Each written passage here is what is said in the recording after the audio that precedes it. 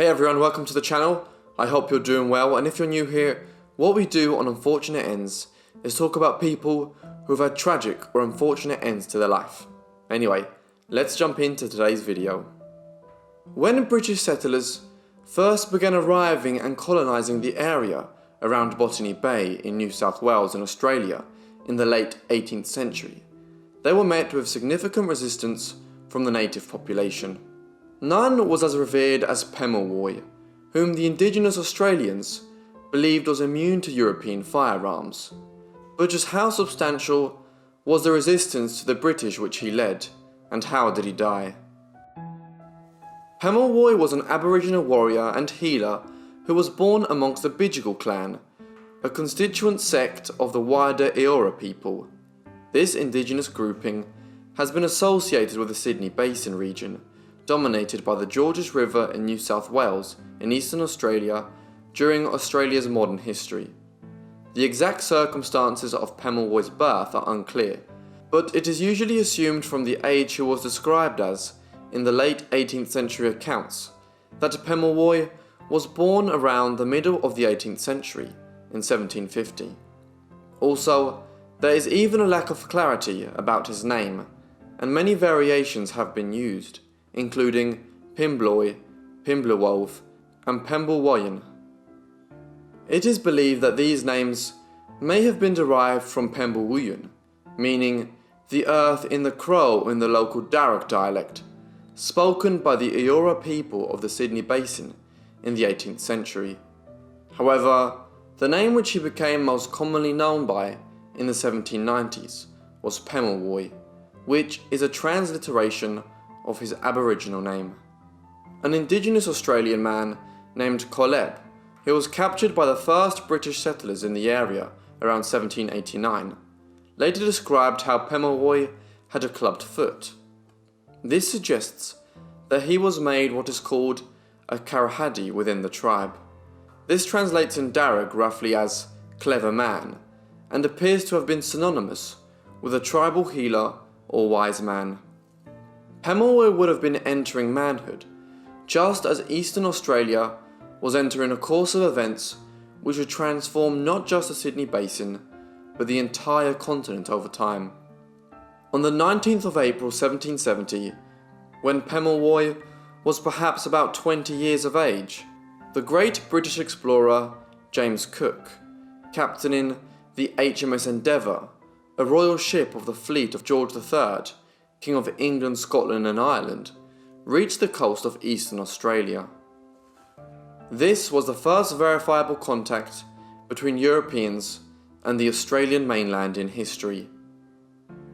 A Dutch explorer, Abel Tasman, had led an expedition to the South Pacific in the mid-17th century, which discovered the island of Tasmania and New Zealand.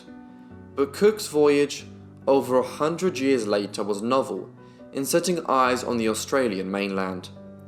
10 days later, on the 29th of April, Cook and several of his crew made landfall at a site called Colonel Peninsula, but which was subsequently named Stingray Bay, and then Botany Bay.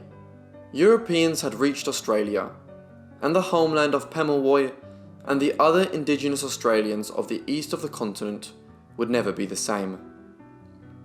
Things, however, did not change immediately. Because Australia was so remote from Europe at the time, British settlement did not occur for several years. When it did, it took a strange format. In May 1787, what became known as the First Fleet left Portsmouth Harbour in England for Botany Bay in Australia. It consisted of 11 ships, 6 of which carried several hundred convicts. Thus, when the fleet landed at what would subsequently become the city of Sydney in January 1788, it was to establish a penal colony, and Pemulwuy would be one of the primary resistors of these newcomers. It was not long before the Eora warrior was in conflict with the British settlers. Having established their penal colony at Botany Bay, the settlers, led by Admiral Arthur Phillip as first governor of the colony of New South Wales, began expanding their sphere of influence throughout the Sydney Basin. By late 1790, this brought them into the path of Pemulwuy's Bidjigal clan. In December of the same year, a party of British soldiers was attacked by a band of natives led by Pemulwuy. During the conflict, Governor Phillips's gamekeeper, John McIntyre, was speared by Pemulwuy. McIntyre would later die from the wound that was inflicted. After this, a botched expedition was launched by Phillips, which failed to locate the natives. But the event is significant, as marking the start of over a decade of antagonism between the Bidjigal and Pemulwuy with the British settlers at Botany Bay. From 1792 onwards, Pemulwuy is known to have been responsible for leading raids against British settlers at various sites along the Georges River and Hawkesbury River, including Prospect, Toongabbie and Parramatta. We are lucky to have several contemporary descriptions of Pemulwuy's actions at this time from some of the early British settlers in Eastern Australia. One of them, David Collins, describes how the Bidjigal generally kept away from the British settlers. He noted Pemulwuy specifically as one of their leaders and stated that he was a most active enemy to the settlers, plundering them of their property and endangering their personal safety. However, Collins also stressed that the attacks perpetrated by Pemulwuy were usually provoked by the British, who had first attacked the natives, behaved badly and captured many of the local Aboriginals. Thus, Pemulwuy was leading resistance to settlers who had committed many misdeeds against the local Eora people. By the mid-1790s, the British colonies were expanding in New South Wales, and the indigenous Australians were coming under more sustained pressure. Unwittingly, this expansion created the circumstances which made Pemulwuy a legendary figure amongst his own people and the wider Eora people of the Sydney Basin. In March 1797, the Bidjigal leader commanded an attack against a British government farm at Toongabbie, a site which now forms part of the suburbs of the city of Sydney. Following the raid, the British settlers at Toongabbie pursued Pemulwuy's party eastwards. When they caught up with them, a melee ensued, during which Pemulwuy was shot with several pieces of buckshot, lodging in his head and body. Yet, though hurt, he escaped, and when he returned to the Bidjigal camp, the pieces of metal were successfully removed. The event inspired the indigenous Australians to believe that the firearms of the Europeans could not kill Pemulwuy, that he was immune to their bullets. This reputation made him a respected leader amongst the natives throughout New South Wales who sought to resist the British settlers in the years ahead.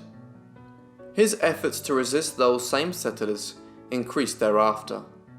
So prevalent was he amongst the native resistors of British settlement that David Collins subsequently reported that he was said to be at the head of every party that attacked the British farms.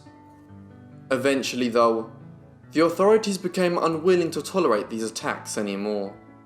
On the 1st of May 1801, the new governor of the New South Wales colony, Philip King, issued a government order and proclamation that any native Australian living near the British settlers around the region which is now Sydney and the Georges River could be shot on sight. Soon, a directive targeted Pemulwuy explicitly. On the 22nd of November 1801, Governor King issued a bounty for Pemulwuy to be brought to the government of New South Wales, dead or alive.